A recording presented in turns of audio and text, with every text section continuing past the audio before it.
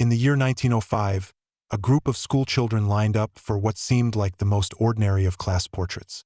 Their uniforms were stiff, their shoes polished, their expressions caught somewhere between youthful mischief and the rigid discipline of their teachers. It was a moment meant to be preserved for proud parents and dusty archives. Nothing more. Yet more than a century later, this photograph is whispered about not because of the smiling faces at its center, but because of what lingers in the far right corner. At first glance, you might not notice it. The eye naturally drifts to the bright rows of children, the stern figure of the headmaster, the chalkboard propped neatly in front of the class. But pause. Zoom in. Let your gaze rest on the edge of the frame. There, you'll see something that does not belong, something that should not exist within the innocence of a schoolyard picture. The figure is faint, almost blurred, as if the camera itself resisted capturing it. A hand, pale and skeletal, appears to grip the shoulder of a boy who stares forward without awareness. No body is attached. No shadow matches. Just a hand, an intrusion from beyond the frame of reality. In the months that followed, tragedy struck this very classroom. Children fell ill, accidents claimed lives, and the community's whispers grew too loud to ignore. Some claimed the photograph foretold what was coming. Others said it was a curse that should have been destroyed the moment it was developed. This is not just a story about an old class photo. It is about the secrets buried in plain sight and the chilling truth we glimpse only when we dare to look closer. Subscribe to Grave of the Shadows and leave a comment below. What do you see in the far right corner? The year was 1905, a time when the world was shifting rapidly, but the rhythm of small towns remained largely untouched. Our story takes us to the industrial heart of northern England, in a modest town shrouded by the smoke of coal chimneys and the steady hum of factories. It was a place where the air smelled of iron and soot, where men rose before dawn to work in mills, and where children, no matter how weary, were expected to sit straight-backed at wooden desks in the schoolhouse at the edge of town. The school itself was a squat, red brick building, constructed more for durability than beauty. Its walls were thick with soot stains, its windows tall but often streaked with grime. Inside, chalk dust floated like a permanent mist, clinging to the air and settling on every surface. Desks bore the carved initials of restless students from decades before, their ghosts of boredom preserved in the grain of the wood.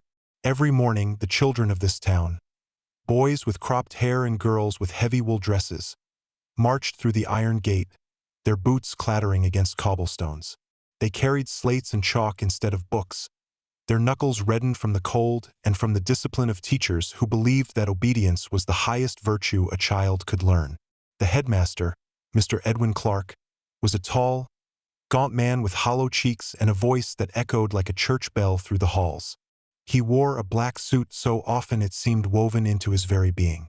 For years, he had ruled this school with the kind of severity that inspired both fear and reluctant respect. Parents trusted him to mold their children into citizens, even if it meant leaving them with bruised palms and bowed heads. Among the students, there were names remembered only because of what would follow.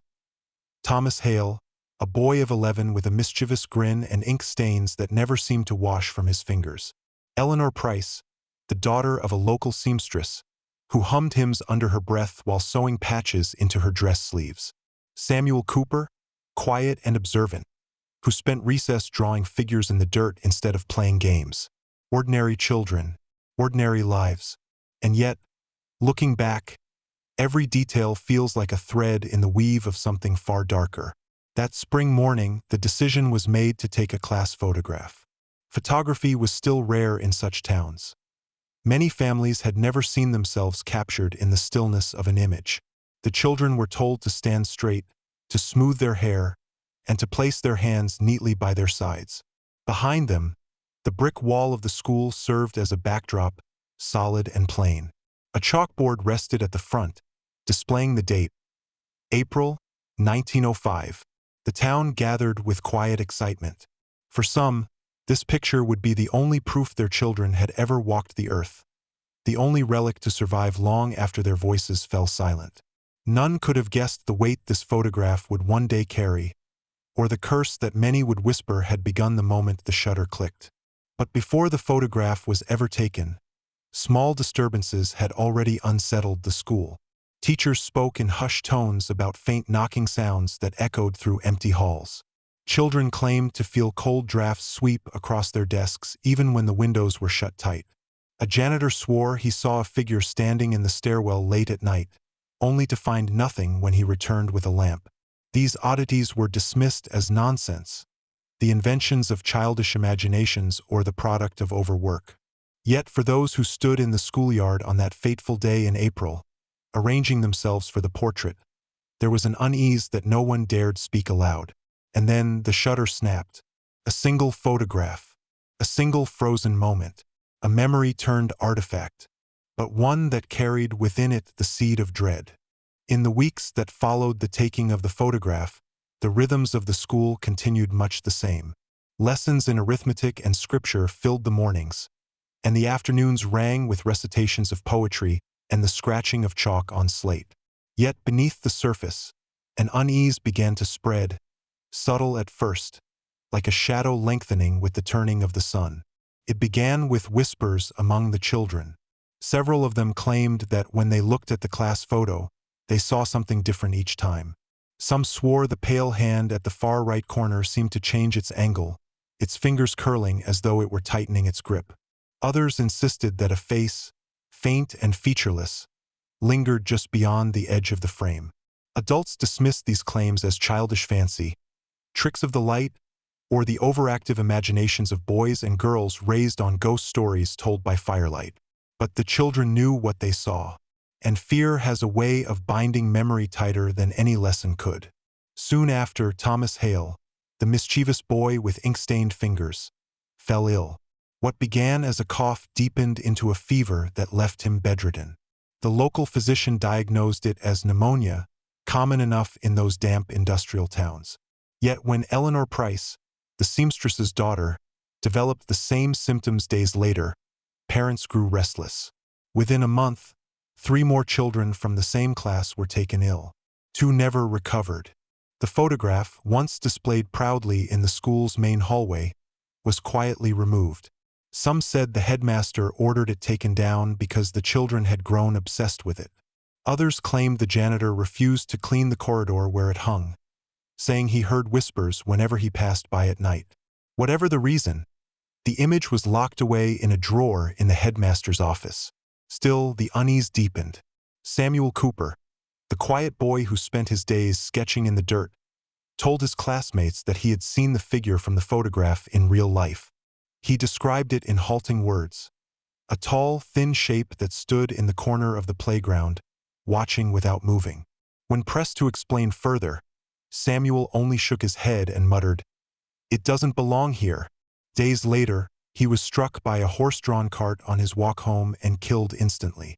By then, rumors had spread beyond the schoolyard. Some parents refused to let their children return, claiming the building itself was cursed. Old townsfolk recalled strange tales from decades earlier of the land on which the school was built.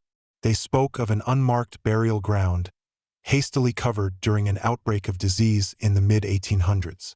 Others whispered about a local widow, accused of witchcraft and left to die in isolation.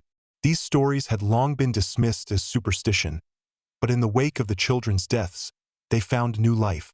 Inside the school, teachers reported unnerving occurrences with increasing frequency. Books fell from shelves without cause. Doors slammed in empty corridors. One instructor, Miss Harrow, claimed she heard her own name called softly from behind her as she marked papers, only to turn and find the room deserted. She left the school soon after, refusing to return even to collect her belongings. Headmaster Clark, however, refused to entertain these claims. A stern man who believed discipline could correct any flaw, he dismissed the tragedies as coincidence and superstition. To him, the children's illnesses were explained by poor hygiene, their accidents by carelessness.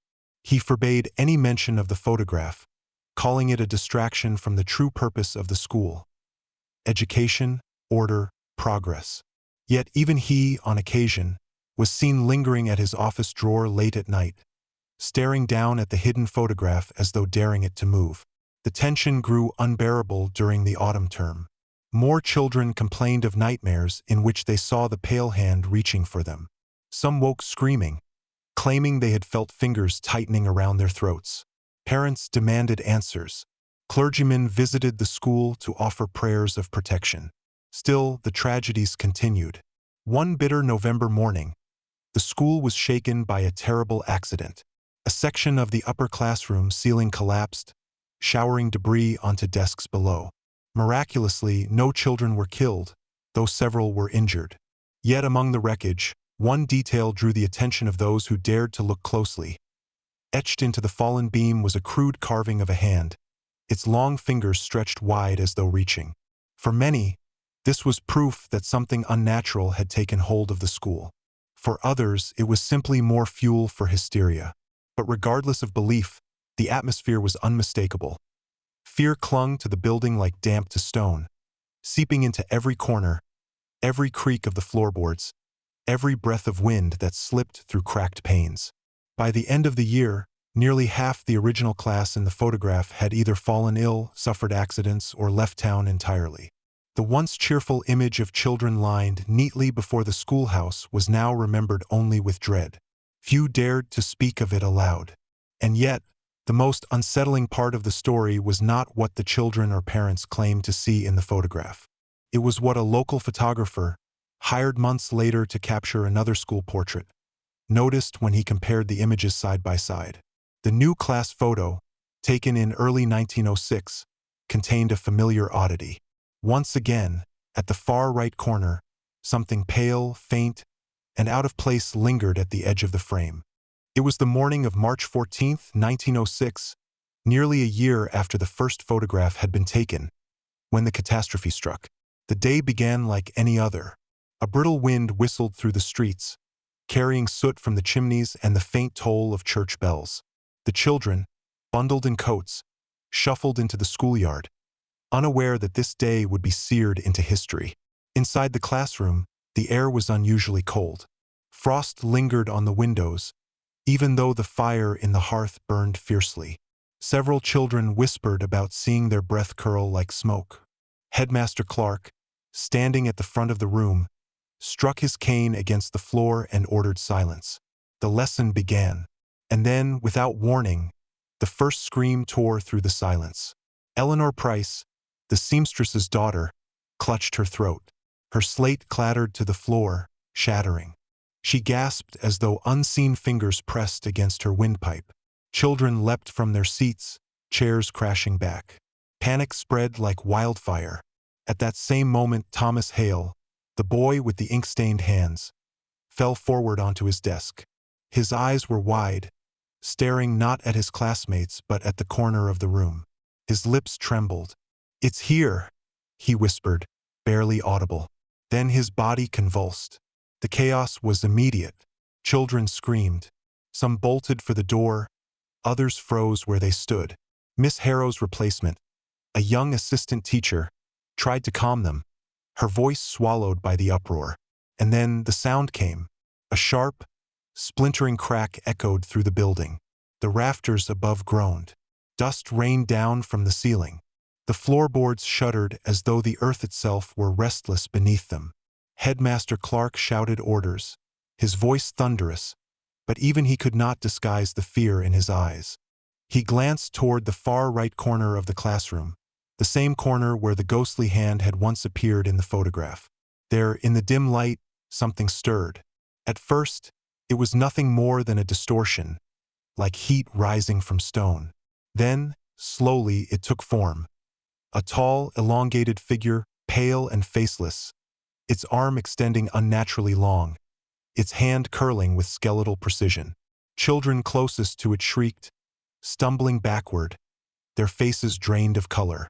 The figure did not move with speed. It did not need to.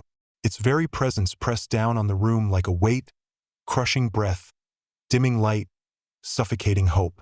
One of the beams above gave way, which splintered with a deafening crack, crashing down onto desks. Screams rose higher. The assistant teacher pulled 2 children clear, but not all were so lucky. Blood stained the floor. The figure remained, its hand reaching, reaching, always toward the living. Thomas Hale tried to run, but his foot caught on a fallen chair. He tumbled, scrambling, eyes locked on that pale, impossible hand. Clark, in a rare act of desperation, seized the boy by the arm and hauled him to his feet. For a moment, the stern mask of the headmaster faltered. His voice broke, "Run, boy, run!" But Thomas never made it to the door. Witnesses later said the hand touched his shoulder, just as it had in the photograph. He collapsed instantly, lifeless, as if the breath had been stolen from him in a single instant. The children poured from the classroom, stumbling into the yard, some bloodied, some sobbing, some eerily silent. Parents who had gathered nearby rushed forward, confusion turning to horror as they heard the cries. Inside, Headmaster Clark stood alone, facing the thing that had haunted his school for a year. His cane lay discarded on the floor. His face was pale but resolute. He stepped forward, placing himself between the figure and the remaining children huddled at the door. What words he spoke, no one knows. Some say he prayed.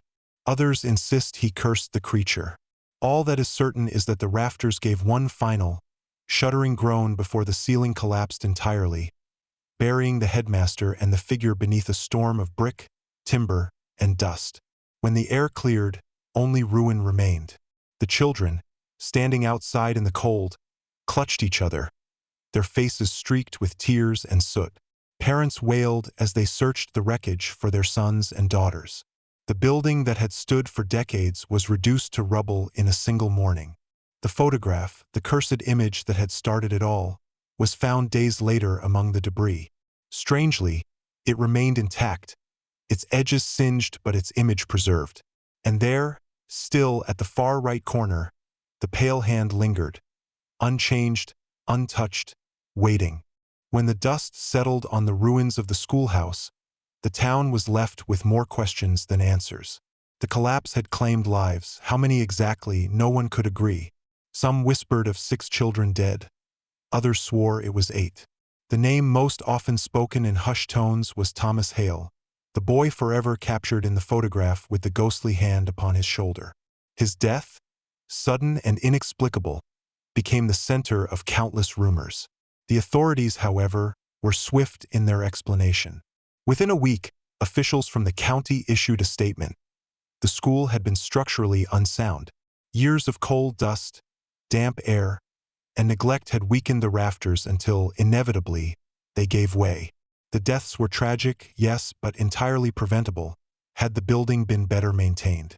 It was an explanation meant to soothe, to put an end to speculation. But those who had been inside the classroom that day knew there was more. They remembered the icy air, the figure in the corner, the pale hand reaching. Yet when parents spoke of these details, they were dismissed as hysteria brought on by grief. The local newspaper published a single article on the disaster. The headline read, "School Tragedy Claims Young Lives. Headmaster Clark Among the Dead."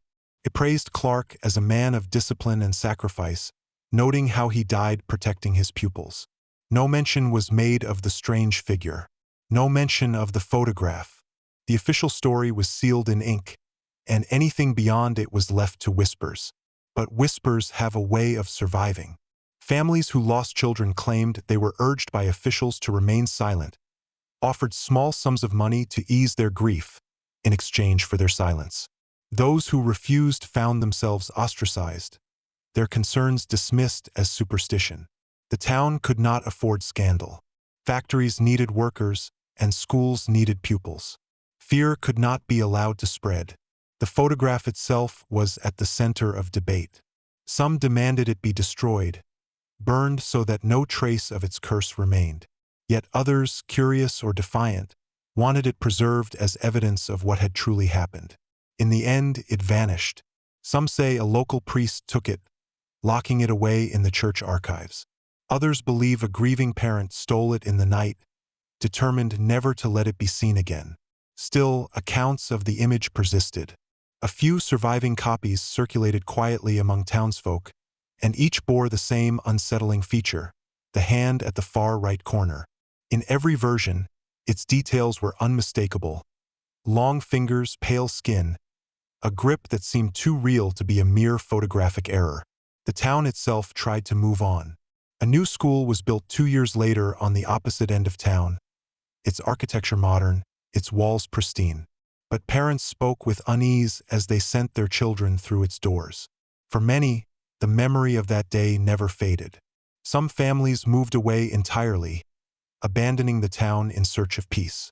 Those who stayed noticed that tragedy seemed to follow the survivors. Eleanor Price, who had once clutched her throat as if strangled by unseen fingers, grew weaker each year. By the time she turned 16, she was bedridden, and within months, she too passed away. Samuel Cooper, remembered for his chilling words, "It doesn't belong here," was mourned as a prophet the town had ignored. Headmaster Clark, however, became something of a legend. The official story painted him as a martyr, a stern but noble man who gave his life to save his students. Yet those who had seen his final moments whispered another version. They spoke of him standing face to face with the figure, his expression not of courage but of recognition, like a man confronting a truth he had long suspected but never admitted. Over time, the disaster was reduced to little more than a cautionary tale, told to new teachers and pupils as a reminder of the fragility of old buildings. The deeper story, the spectral hand, the cursed photograph, was buried, suppressed by officials, forgotten by history books. Only in private conversations, late at night, did the tale resurface. And yet, decades later, the photograph reemerged. In the 1950s, a historian researching education in industrial towns stumbled upon a faded image in the back of a parish archive. It was labeled simply, "Class of 1905. When he examined it closely, he saw the children standing stiffly in their rows, the chalkboard at their feet, the stern headmaster behind them. And there, once again, was the hand, pale, skeletal, unmistakable, resting on the shoulder of young Thomas Hale. The historian tried to publish his findings, but his article was rejected by journals and ignored by newspapers. Too sensational, they said, too superstitious. The photograph returned to obscurity, locked once more in an archive drawer. But copies were made, and over time, they slipped into private collections, whispered about in dark corners of history. The official story remained intact. A tragic collapse, a failed building, an unfortunate accident. Yet the hidden truth lived on in the eyes of those who dared to study the photograph closely. And so, the line between fact and folklore blurred, leaving us to wonder, was it mere coincidence? Or did the photograph capture something that should never have been seen? History often disguises its deepest truths as accidents. Official reports reduce them to statistics, while time buries them under layers of dust and denial. But when we peel those layers back, when we dare to look at the cracks in the official narrative, we find something far more unsettling. Not just ghosts, but the reflection of ourselves. The story of the 1905 class photograph is not only about a pale hand in the corner of a frame. It is about the way we, as societies, choose to respond when confronted with the unexplainable. Do we acknowledge it, even at the cost of our comfort, or do we bury it, silencing those who suffer, dismissing the cries that echo in the dark? Think of the parents who demanded answers, only to be told their grief was hysteria. Think of the survivors, children who lived but carried scars of terror that no report ever documented. The town, the clergy, the authorities, all chose order over truth, silence over memory. In doing so, they may have preserved their fragile sense of control, but they abandoned the dignity of those who had lived, suffered, and died. And isn't that a pattern we see again and again? History is filled with tragedies that were softened in textbooks, tragedies where the official version conveniently forgot the victims. From collapsed factories to silenced disasters, from forgotten plagues to covered-up crimes, the lesson remains the same. The truth is often too uncomfortable to record, and so we choose to forget. But forgetting does not erase. Like the hand in the photograph, truth waits at the edge of the frame. It lingers, pale and undeniable, visible only to those who dare to look. The photograph, in this sense, becomes more than a relic of one small town in 1905. It becomes a mirror. It shows us how fragile innocence can be, how quickly the ordinary can collapse into catastrophe, and how dangerous it is when we choose to suppress instead of confront. Perhaps the real horror is not the hand itself, but our willingness to ignore it. There is also a deeper, almost spiritual lesson hidden in this story, that memory is a form of justice. To remember the children, the teacher, even the stern headmaster who faced his fear in the final moment, is to resist the silence that history imposed on them. By telling their story, we restore the humanity that was stripped away by official statements and forgotten archives. The townsfolk once said the photograph was cursed. But maybe the true curse was indifference, the human tendency to look away when the truth is too haunting to bear. So what does this mean for us today? It means we must look closely, not just at photographs, but at the world around us, to question the stories we are told, to give voice to those who were silenced, to understand that even the smallest detail, the faintest hand in the corner, may carry a truth that changes everything. When we stare into that photograph, we are not just seeing the past. We are confronting the responsibility of the present. The photograph of 1905 is more than just an image. It is a reminder that the past does not always stay silent.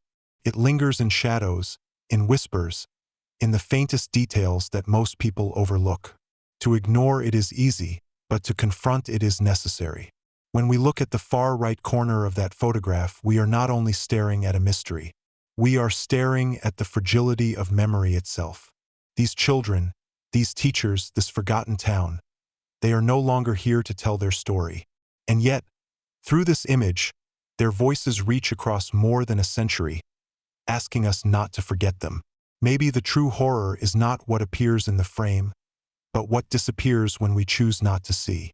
Every hidden truth, every silenced tragedy, begins the same way, with people turning away, convincing themselves it is safer not to look too closely.